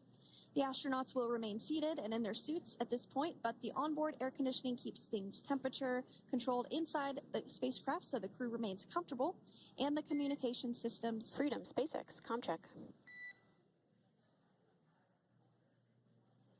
SpaceX, this is Freedom. Loud and clear. Copy that, Freedom. Have you loud and clear as well, and Dragon to ground is no longer private. Understand, thank you. As we saw there on the screen, we have a couple of fast boats in the recovery fleet that have quickly moved into the splashdown location. They are being followed by one of the main recovery vessels, which will move into position upwind of the spacecraft. The two fast boats have very specific roles. Excuse me. The first approach is focused on immediate safety inspection, as we saw. They do this for spacecraft integrity and checking for any presence of those hypergolic propellant vapors. And this ensures that it is safe for the recovery vessel to approach Dragon. Once Dragon is cleared for full approach, as we heard is the case today, the team begins rigging the spacecraft for water recovery by the recovery ship. The second fast boat is responsible for parachute recovery and also serves as a redundant boat to the first one that makes the initial approach to the Dragon spacecraft. As we saw a little bit earlier, we were also able to see one of the recovery team members get on a jet ski to help gather up the parachutes that were automatically detached from the Dragon spacecraft upon splashdown. And it will take a little over 10 minutes for the recovery crew to complete their safety checks. Once they complete, the team will begin preparing Dragon to be lifted, and as you see, they are preparing for that to take place at this point. As part of the preparation for this lift, one member of the recovery team has climbed on top of the spacecraft already so they can attach Dragon's hoist rings and connect to the lifting lines. It will take us less than an hour to raise Dragon to the recovery boat and remove the crew from the spacecraft. After medical checkouts, the crew will return to land within 4 hours by helicopter. And if no additional medical assistance is needed, the crew will board a waiting NASA plane and depart for Houston.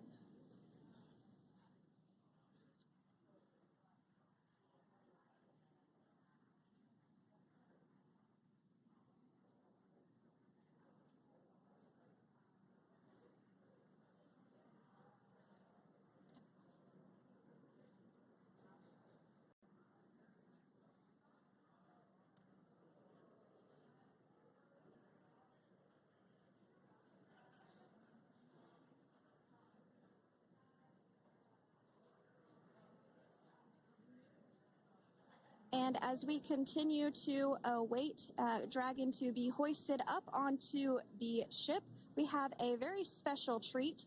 NASA Public Affairs Officer Jaden Jennings, who is actually on the recovery vessel and had a bird's eye view of the splashdown today. Jaden, how are you? How was the view from the recovery vessel? Hi, Sandra. How do you hear me? I've got you loud and clear, Jaden. It's so great to hear you. Awesome. So Splashdown, Sandra, was nothing short of be advised, spectacular. we are transitioning the forward link. Comm will be unavailable for approximately 5 minutes. Freedom comes.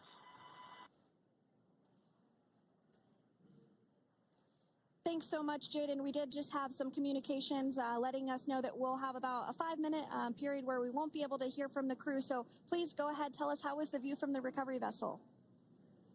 Absolutely. Yeah, I was mentioning earlier, Splashdown was nothing short of spectacular. And we were stationed about 1.5 nautical miles away from the splashdown zone and had great visuals here on the recovery vessel Megan. We actually saw a little of the smoke trail as the spacecraft was coming in, and then moments later we spotted those drogue chutes, and this was quickly followed by 4 healthy white and orange main parachutes. We then tracked Dragon all the way down as it slowly propelled into the ocean. And I think I speak for all of us on the ship when I say a new core memory was made today, and we are looking forward to having Crew 9 on board with us a little later. Jaden, that is amazing. Now, obviously, we are watching it here on camera, and the landing conditions look pretty good, but how was it from your perspective? What is the sea state out there? Absolutely. Absolutely. So we've had optimal conditions for Splashdown, and today it is sunny and 63 degrees outside right now with clear skies, light winds, and calm seas. The sea looks absolutely beautiful right now, and light blue with the sun reflecting from it. And Kate, I think the crew's going to like what they feel weather-wise on this picture-perfect day for Splashdown off the coast of Tallahassee. Thanks so much, Jaden. It certainly looks like a beautiful day. Can you tell us a little bit about the journey of the recovery forces to get to this point? Sure. So one unique aspect of this recovery was the onboard training on station conducted for Butch and Sunny to ensure they were ready to return on a Dragon spacecraft. That training covered all aspects of their return, including nominal and contingency departures, deorbit burns, splashdown, and post-landing ops, which is what this team is preparing for now. As for the recovery teams themselves, we started the day taking a series of helicopters out to the vessel. And as standard, the recovery director and crew support teams were on that first helicopter out and took the time to get everything prepared on the ship. About 2 hours before splashdown, they deployed those fast boats and jet skis into the water. I was actually on the second helicopter out, and we were on the vessel about an hour and a half before splashdown and landed on top of the helicopter pad on the Megan. And the teams have been working diligently across their respective disciplines this week, executing what can only be described, in my point of view, as a logistical masterpiece, just ensuring every detail has been in place for Crew 9's return. That is such great news. I'm so glad that you're able there to experience it in person. Now, can you tell us a little bit about what's next to retrieve the crew for the recovery personnel on board? Yeah, Kate. So coming up next, Dragon will be hoisted into the on-deck translation system, or the nest, at the aft end of the ship, and then will be translated pretty quickly towards that egress platform. We'll perform another series of safety checks as final precautionary measures just to make sure there are no hypergolic vapors present before opening that side hatch. And then once that side hatch of the spacecraft is open, the crew will be assisted out of the capsule one by one from NASA and SpaceX. Freedom, SpaceX, ComCheck. Freedom's got you loud and clear. Thanks, Nick. I've got you loud and clear as well. We have completed our forward link transition.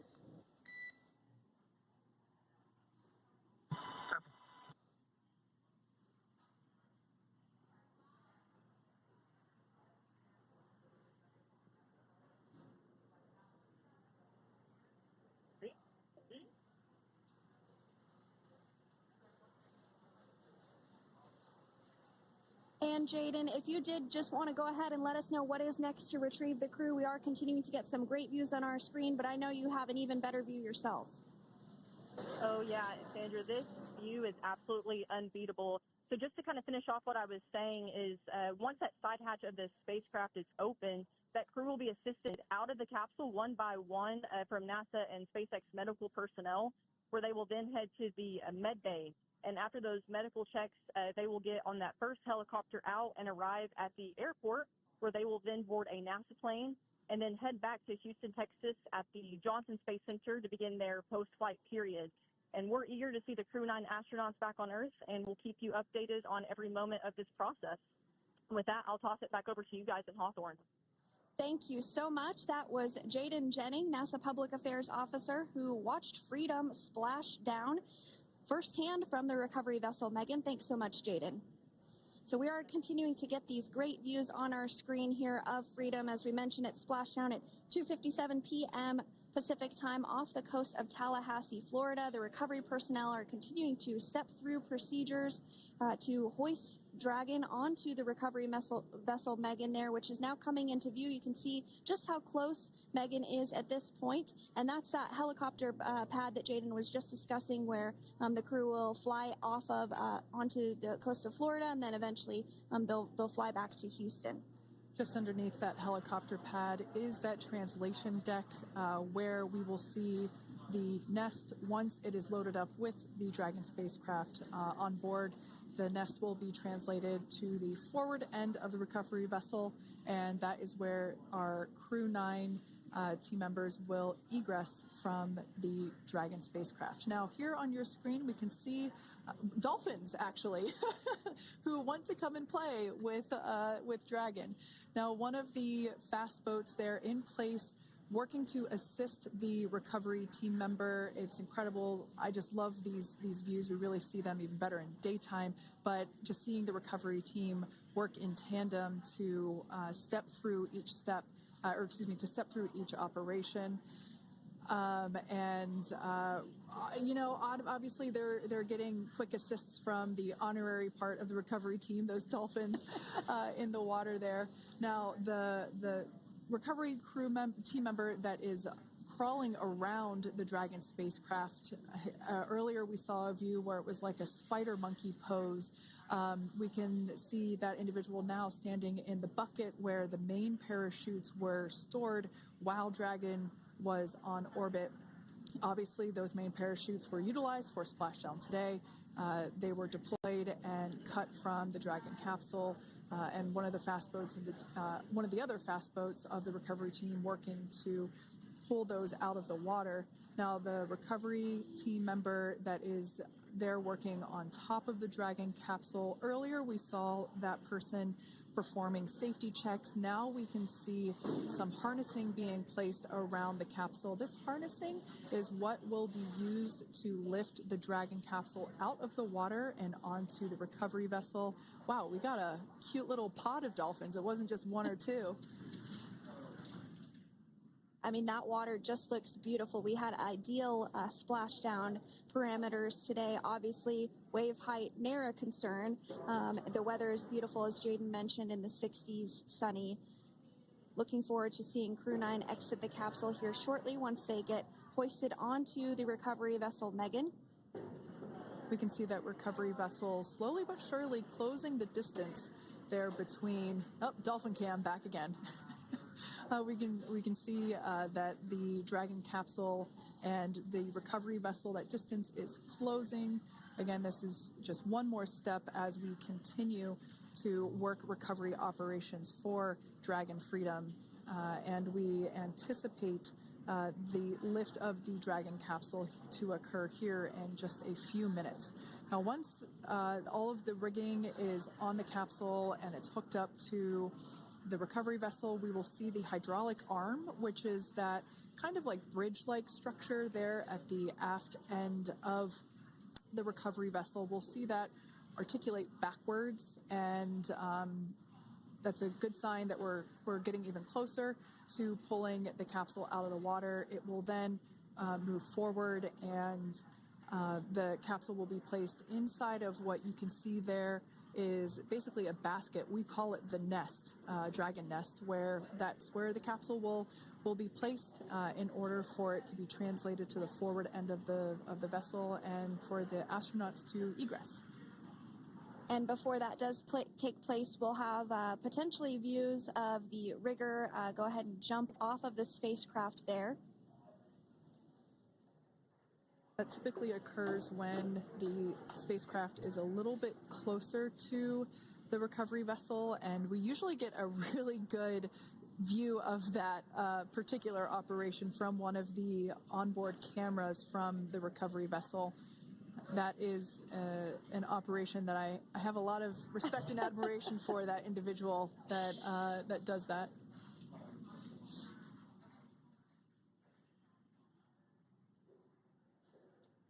So again, Dragon continuing to get closer and closer to the recovery vessel, Megan.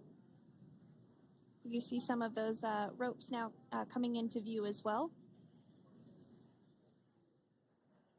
If you are just joining us, Crew 9 Splashdown off the coast of Tallahassee, Florida at 2:57 p.m. Pacific time with NASA astronauts Nick Hague, Butch Wilmore, Sonny Williams, and Roscosmos cosmonaut Alexander Gorbanov.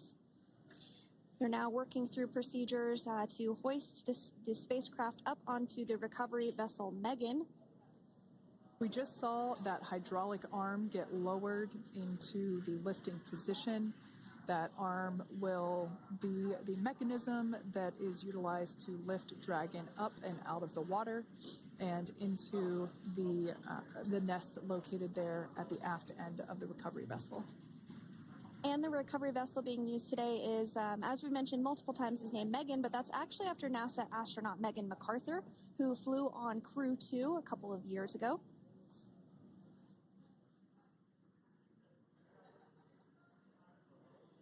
We're getting some views now from actually inside the boat. Yeah, you're exactly right. This view is straight down the recovery vessel. That platform that was closest to the camera, that is the egress platform. Freedom. Rigging is almost complete. Approximately 5 minutes until capsule lift. Great news there from SpaceX 4. So about 5 minutes left until we see Dragon Freedom get lifted out of the water. That hydraulic arm, as I said before, is the mechanism that will lift it. It's quite swift, actually, the whole process of getting the spacecraft. Brace for capsule lift. Bracing. There it goes, Dragon Freedom being lifted out of the water and onto our recovery vessel, Megan.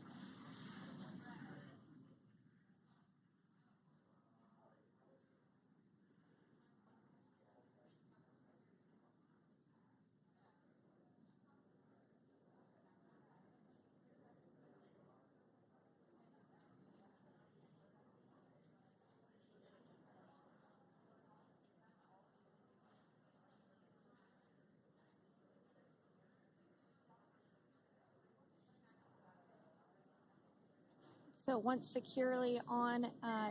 Welcome aboard the recovery vessel. Recovery personnel are completing final checks and stand by for translation to the egress platform. Freedom copies.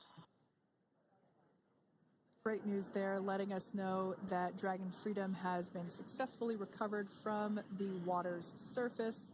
If you've just joined us, we had an on-time splashdown at 5:57 p.m. Eastern Time, and we can now see that the water recovery operations are continuing to progress. The nest where the Dragon spacecraft is located is going to get moved forward. This will happen after one of the recovery crew members does some checks, and we'll also see some hosing. Obviously, the spacecraft splashed down in salt water. Salt water is corrosive, and we want to try and rinse out as much of the salt water as possible to reduce that corrosion on the metallic structures. So we can see some guidance there being provided, really steering the spacecraft properly into the Dragon's nest. And it's been 30 minutes since Dragon Splashdown, and as you can see there, the spacecraft is already on board the recovery vessel Megan. Things continuing to move very smoothly today throughout the entire operations from the deorbit burn up until this point as well. And Freedom, it looks like the positioning wasn't quite right, so they are working on repositioning the capsule in the nest now. Okay, copy that. Thanks. And with that, the team is just going to adjust the Dragon spacecraft a bit so that it's in the right position ahead of translating up a little bit closer ahead of the side hatch. So the team is now going to step through the procedures to ensure that that takes place. While Dragon does fly itself autonomously, it clearly is unable to park itself autonomously. We want to make sure that the Dragon capsule is properly seated there in that nest.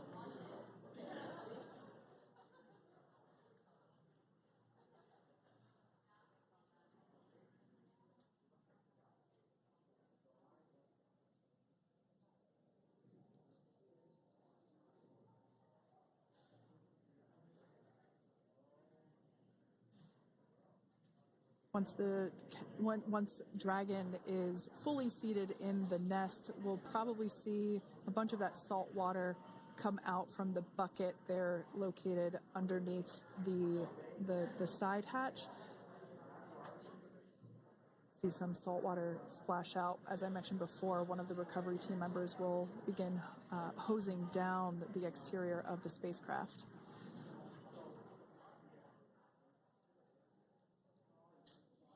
So you are continuing to get some great live views on your screen of Crew 9, which includes NASA astronauts Nick Hague, Sunny Williams, Butch Wilmore, and Roscosmos cosmonaut Alexander Gorbanov, who splashed down off the coast of Tallahassee, Florida, 2:57 p.m. Pacific time this afternoon. Now working to get that spacecraft situated in the nest. Just making some final adjustments and tweaks to ensure that it's nice and secure.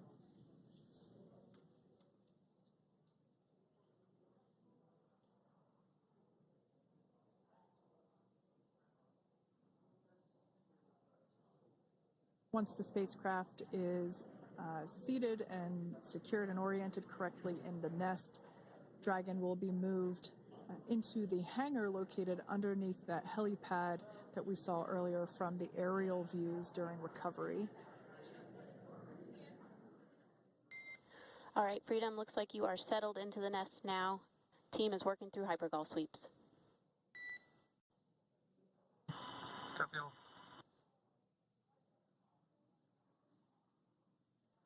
Call out there telling us that the recovery team is doing the second round of those hypergolic sweeps. This helps ensure that everyone, all the recovery team members that are located basically right where this camera is located on, towards the forward end of the recovery vessel, that they will all be safe once the spacecraft is translated forward. So we're just doing some additional steps to make sure that the hypergolic propellant that is utilized for maneuvering the Dragon capsule while on orbit, making sure that none of those vapors are still present on the exterior of the capsule.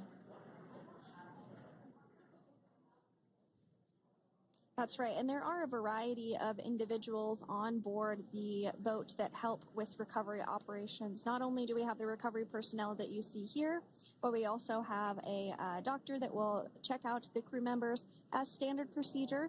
As with any spacecraft that is returning from space, we always perform a medical check with the crew. So you will see the crew come out of the capsule and be placed on stretchers, just like with the Soyuz landing and with all of our Dragon splashdowns, that is the nominal procedure.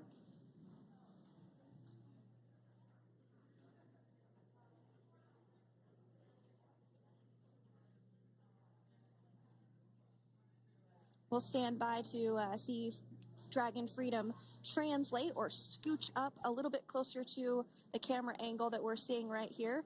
And then teams will step through procedures to get that side hatch opened. You see it right in the dead center of your screen there. It's kind of that rectangular shape. It has not been opened since the since Crew 9, which include Nick Hague and Alexander Gorbanov, launched back in September from the Kennedy Space Center in Florida. So that will be the very first time that hatch is opened.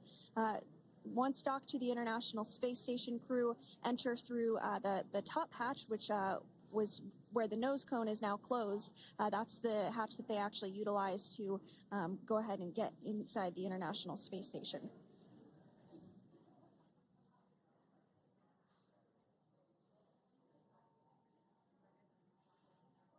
So as we get a little closer to that hatch opening procedure, you might start to see more individuals come into frame for some of that support. The ship has a maximum capacity of a little over 40 people on board, and it takes a variety of different roles, as we've discussed, to support. Also on board is the chief of the astronaut office for NASA, that's Joe Acaba.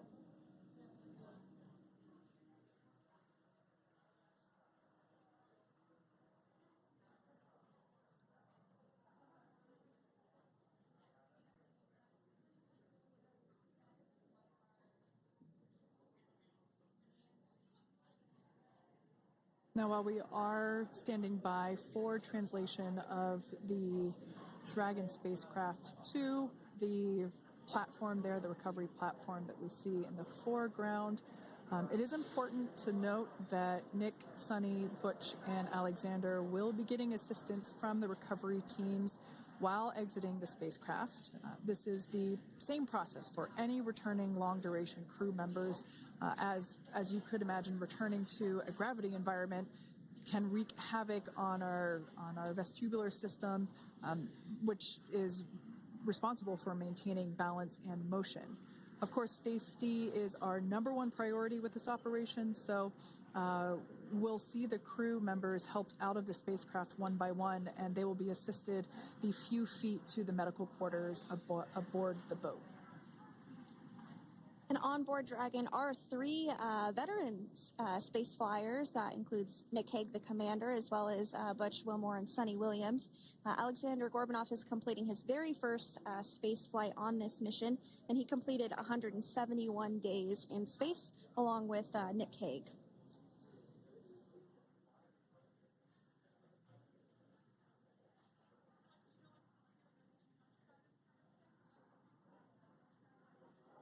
For those of you that have just recently joined us, well, I would encourage you to hit that rewind button and go back a few minutes. It was a beautiful splashdown of Dragon Freedom with the Crew 9 cohort on board. They had an on-time splashdown at 5:57 p.m. Eastern Time, 2:57 p.m. Pacific Time. We can see that the spacecraft... Freedom translation is in progress.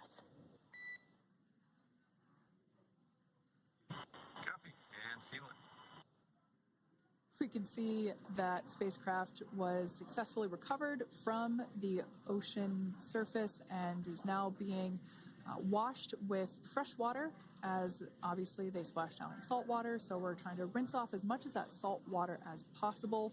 And we can see the spacecraft continuing to move closer and closer to that recovery deck. Freedom, the crew is working on side hatch opening now. Expect hatch open in about 2 minutes. Okay, copy that. And Kira, just wanted to say that you guys, you and the team did an awesome job, both uphill and downhill. Just really, really impressed. Thank you. Thanks, Nick. It's been an honor. This is a pretty exciting moment coming up. We are working to open the side hatch. One thing that may not be obvious from, just looking at the spacecraft here is that this side hatch that we're about to open, the last time it was open was when this spacecraft was at the launch pad. This side hatch is what is used for initial capsule ingress and final capsule egress, but all comings and goings from the spacecraft while it is on board the space station are from the forward hatch, which is located at the top of the spacecraft under that nose cone. So this is a pretty exciting moment because it will be the crew's first breath of fresh air since boarding their ships at the start of their journeys last year. And the very first person that will have the opportunity to say hello to the crew once that hatch is open is a SpaceX medical recovery personnel representative.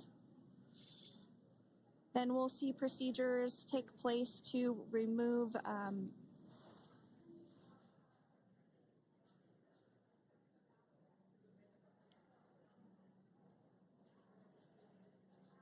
the footrests of Dragon. That will just help the recovery personnel get a little bit more room to access the crew and help get them out of the spacecraft. Yeah, you're absolutely right. Safety is, once again, top priority here, and removing those footrests from all 4 seats will be helpful as a recovery, as a SpaceX recovery team member will actually go into the capsule, into Dragon Freedom to help the crew members unbuckle and stand up, and essentially we'll also see a fun little slide be put in place to help the crew members exit the spacecraft safely. So yeah, we're going to remove all 4 of those footrests to basically give a little bit more working room inside the spacecraft. That's right, and we did hear the go for that hatch opening, so we're just a couple minutes away from being able to see that, and then we might be able to get the chance to see a couple of views inside of the Dragon and see the crew following their splashdown. Now, opening that side hatch isn't quite like opening, the door to your car. We have to depress the seal around the side hatch, as well as, we'll now see them open that side hatch up.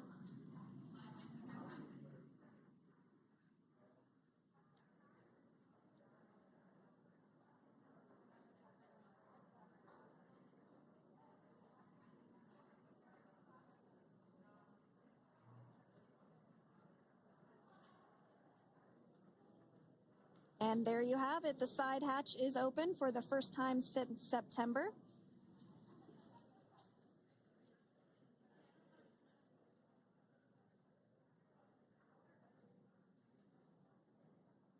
We can see some of the protective equipment there that was brought into frame that will help protect the edge of the side hatch, one, from any potential damage. Oh, we can see the recovery crew member there taking photos of the side hatch seal. This is part of the standard operation for recovery. These photos will get saved into our procedure. We'll then install that protective frame around the side hatch. This helps to ensure that the side hatch itself, the edges of it, incur no damage while crew members are coming out from the spacecraft.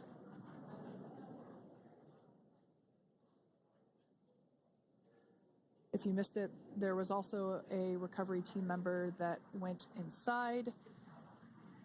So there are now 5 people on board the Dragon spacecraft.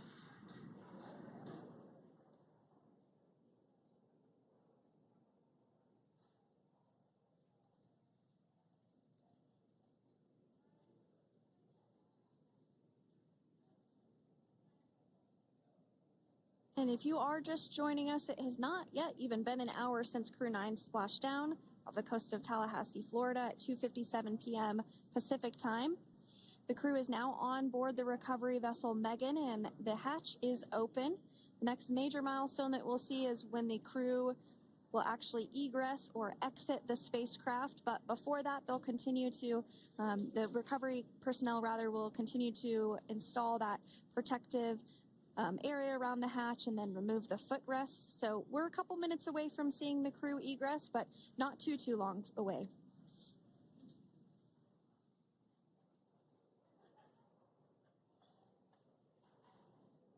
We'll probably see those footrests being handed out here in the near future, as I mentioned before. Of course, we got to get a well-documented photo of the moment. Although we can't see it from here, I'm pretty sure there are 4 smiles on board right now. And we did hear that report out from the commander, Nick Hague, following Splashdown, that there were four smiles as far as he could see. Yeah, Capsule full of grins. Now, generally speaking, and there we do see Crew 9, some happy waves, smiles all around back on Earth.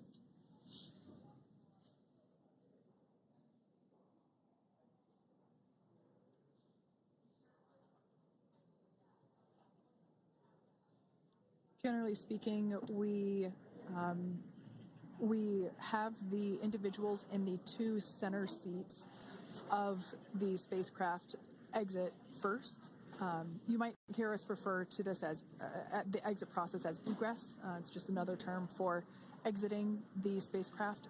Generally speaking, we most of the time have the two center seats egress first, as it makes moving around inside the capsule a little bit easier.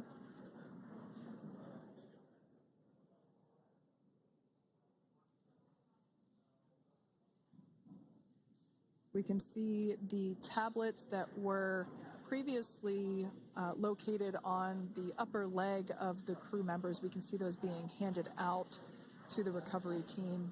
Those were taken off prior to the entry phase, to spacecraft reentry. Those had to be stored and secured prior to dynamic operations.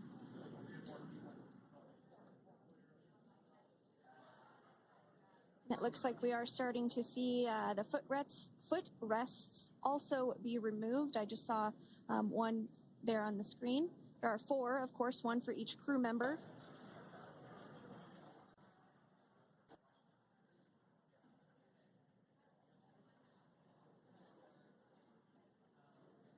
Those footrests are made out of carbon fiber and are actually sized appropriately for each crew member, as everybody has different measurements and different leg lengths.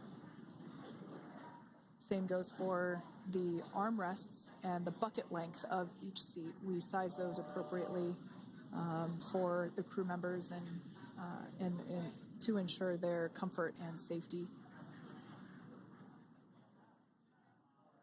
I believe we just saw the little ramp that is used to help slide the crew members out from inside the spacecraft. And once the crew does exit Dragon Freedom, they will be placed on to a stretcher to go to a medical bay for medical checkouts. This is standard procedure for all Dragon spacecraft flights that Splashdown crewed, as well as for our Soyuz spacecraft that land in Kazakhstan.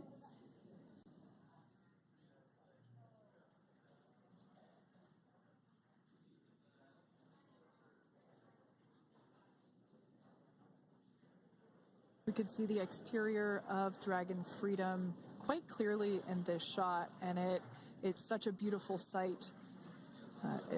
I personally prefer the capsule when it has some of that charring from atmospheric reentry. It is the signature sign of a capsule that has returned to Earth.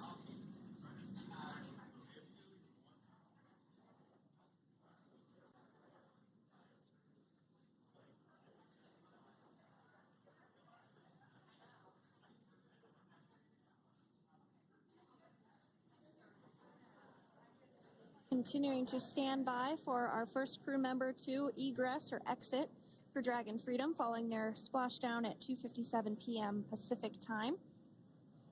Dragon undocked from the International Space Station at 10:05 p.m. Pacific just yesterday, so it was about 17 hours of phasing.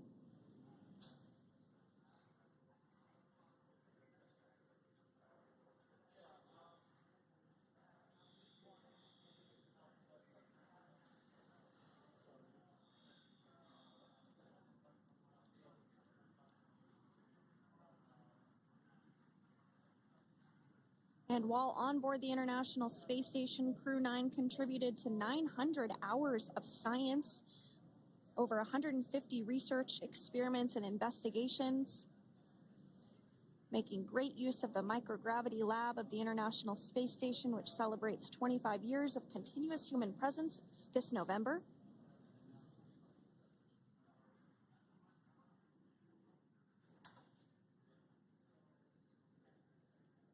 Looks like we're about to get our first crew member here upon egress of the Dragon spacecraft.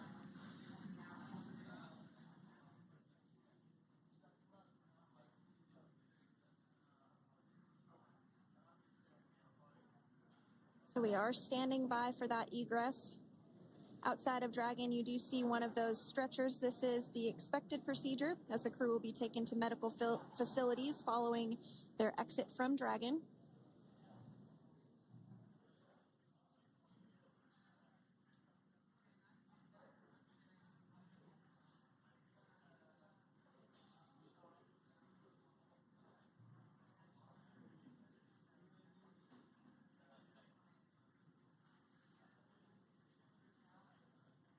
We can see folks on board clapping as our first crew member.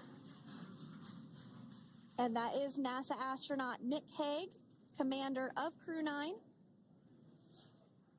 now out of Crew Dragon Freedom. Some smiles, thumbs up, and a wave. Can't get any better than that. Yeah, that is one happy camper, that's for sure. As we said before, it is standard procedure for all of our long-duration crew members to receive assistance upon egressing from the spacecraft. We basically help them move off of the recovery deck and into the private medical quarters for their initial consultation with the SpaceX flight surgeon. So we'll see that take place for all 4 of our crew members today.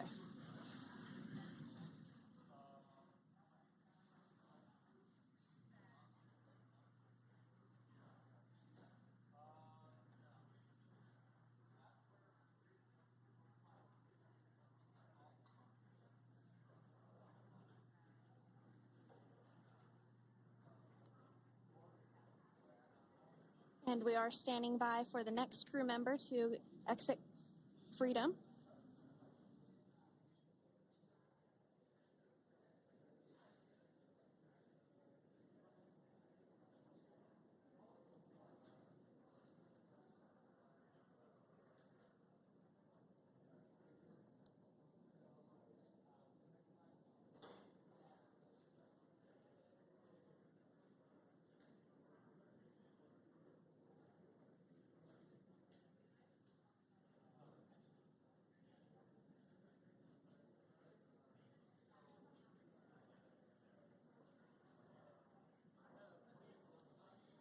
Next up, out of the capsule, we expect Roscosmos cosmonaut Alexander Gorbunov's first space flight. Spent 171 days in space alongside NASA astronaut Nick Hague. Looks like we're getting some cheers and clapping on board as Alexander is slid down the little ramp and placed into the mobility aid. Once again, big smile.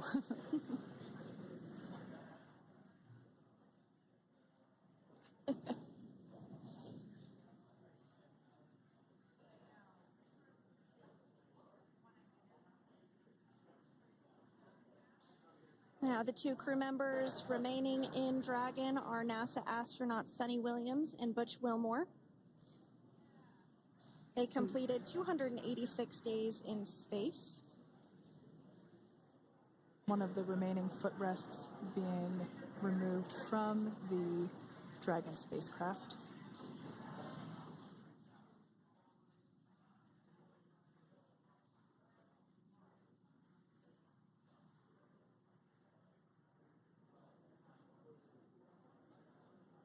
As I said before, we generally try to have the crew members that are located in the 2 center seats aboard Dragon, and we like to have them egress first if possible, as it creates a little bit more movable working room inside the spacecraft. There is a recovery crew member inside that is helping all of our Crew 9 crew egress or exit from the spacecraft.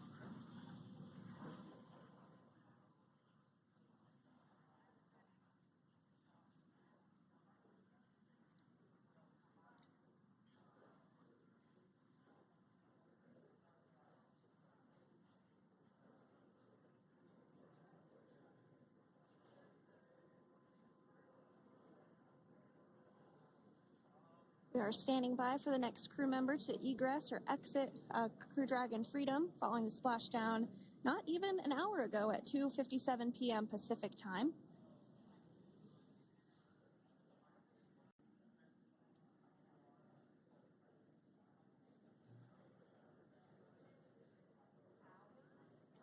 Really have the recovery operations down pretty quick at this point.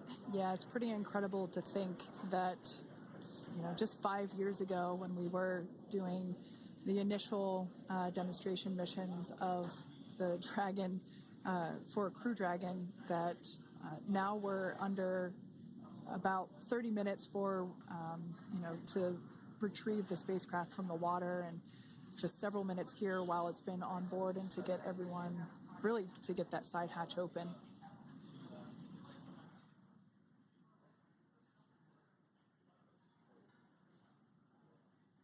For those of you that have just recently joined, the Dragon had an on-time splashdown. It looks like we're getting our next crew member here. That is none other than Sunny Williams. Big smile, big waves. She, like her other crew members, now will be assisted onto the mobility aid.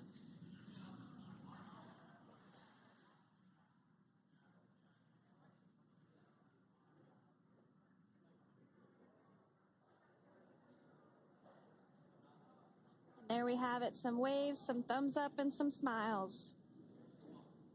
Definitely seems to be a theme among all recovery operations. Absolutely. And of course, that leaves NASA astronaut Butch Wilmore inside Dragon in seat 4.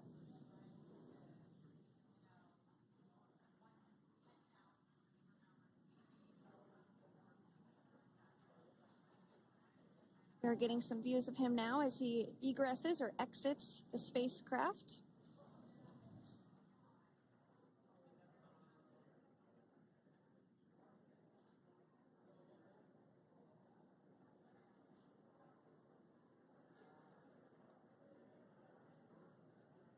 Once again, some elation and cheers there from Butch Wilmore. As we mentioned before, returning to Earth coming from a microgravity environment can wreak havoc on the body. So it is customary and just standard procedure for all of our long-term space residents to get assistance once they are back on board the recovery vessel.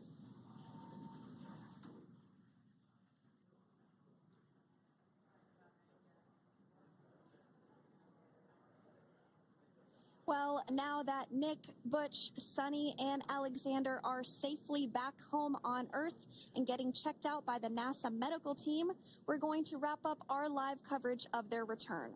The Crew 9 mission began a little differently than usual since Butch Wilmore and Sunny Williams were already aboard the space station when Nick Hague and Alexander Gorbanoff arrived on the Crew 9 spacecraft in September. Having arrived as the crew flight test crew for Starliner, Wilmore and Williams were fully incorporated into the space station's Expedition 72 team and began research and other work aboard the station along with the other crew members. Williams commanded the orbiting laboratory for much of the expedition. After a successful liftoff and separation from Falcon 9, Nick and Alexander made a short flight on board Dragon to the International Space Station. Veterans of long-duration space station missions, both Williams and Wilmore conducted spacewalks during their 9 months in space. Like all crews on the station, Crew 9 had the ability to leave at any point had there been an emergency. With their full-duration mission coming to an end, the crew began packing up their personal items for their return to Earth about a week ago and worked through tasks and shared lessons learned with Crew 10 teams as they arrived a few days ago. Their journey home began about 17 hours ago when they closed the forward hatch to Dragon and undocked from the space station at 10:05 p.m. Pacific, 1:05 a.m. Eastern. After 4 successful departure burns and a phasing burn to line up their orbit, Nick, Butch, Sunny, and Alexander rested for a few hours before waking up to prepare for re-entry this morning. We jettisoned Dragon's trunk and performed our final on-orbit maneuver, the approximately 7.5-minute-long deorbit burn, and that occurred at 2:11 p.m. Pacific, 5:11 p.m. Eastern Time. And that sent Dragon on its path home. The spacecraft re-entered the Earth's atmosphere and slowed its descent with successful deployments of 2 drogue parachutes and 4 main parachutes, with the final splashdown occurring off the coast of Tallahassee, Florida at 2:57 p.m. Pacific, 5:57 p.m. Eastern. Following that successful splashdown, we saw SpaceX recovery experts move in and prepare Dragon Freedom for its lift onto the recovery vessel.